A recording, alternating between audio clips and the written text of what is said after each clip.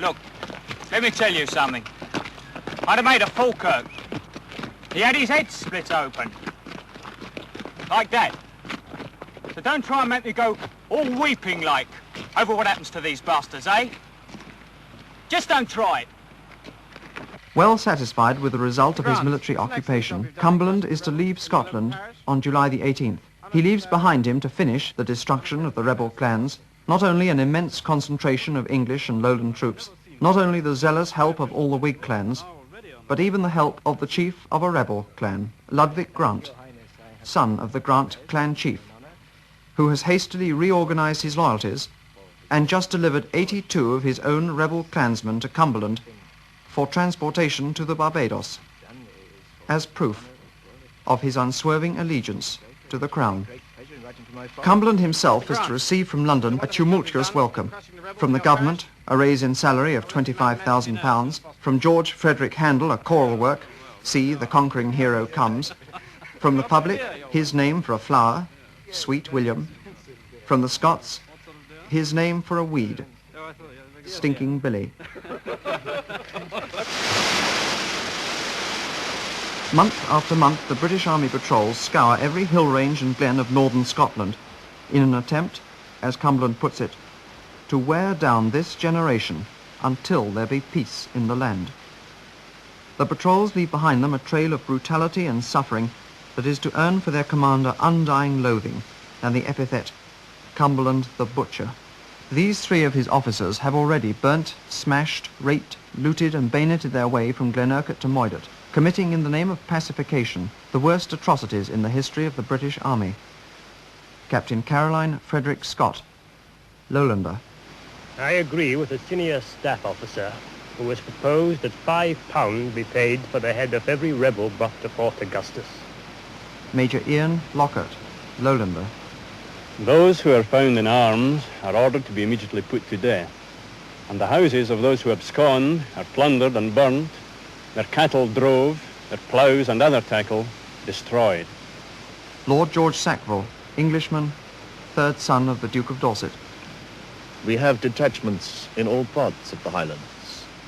The people are deservedly in a most deplorable way and must perish, either by famine or by the sword. A just reward for traitors. We hang or shoot everyone that is known to conceal the pretender, burn their houses, take their cattle.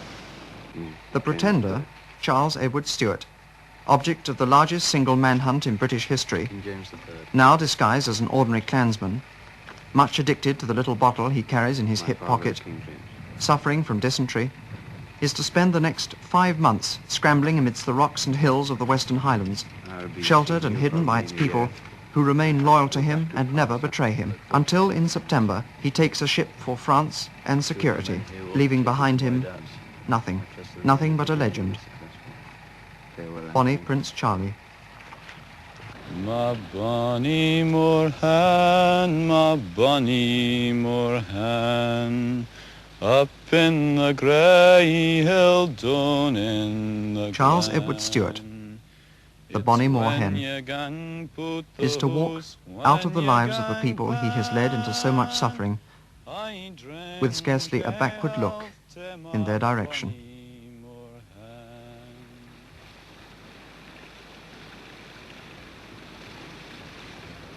The year of the Prince had ended, but for the English government this was just the beginning. Systematically, and with due parliamentary legislation, they proceeded to eliminate all the things that made this man unique and that gave him the strength they so feared.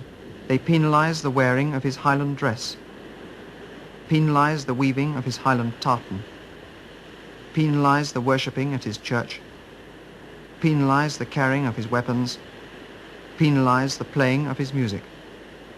They removed the authority of his chief and in one blow smashed forever the system of his clan. They then encouraged his chief to lose interest in him, to evict him, and to replace him by the more profitable sheep. Thus they reduced him to a homeless, unwanted oddity, and finally forced him in his hundreds of thousands to leave the land of his birth for the canning industries of the north, for the disease-ridden slums of the South, for the lumber camps of Canada and the stockyards of Australia. And wherever he went, he took with him his music, his poetry, his language, and his children. On an April morning, I no longer hear bird songs or the lowing of cattle on the moor. I hear the noise of sheep and the English language, dogs barking and frightening the deer. Thus, within a century from Culloden, the English and the Scottish lowlanders had made secure forever their religion, their commerce, their culture, their ruling dynasty, and in so doing had destroyed a race of people. They have created a desert and have called it peace.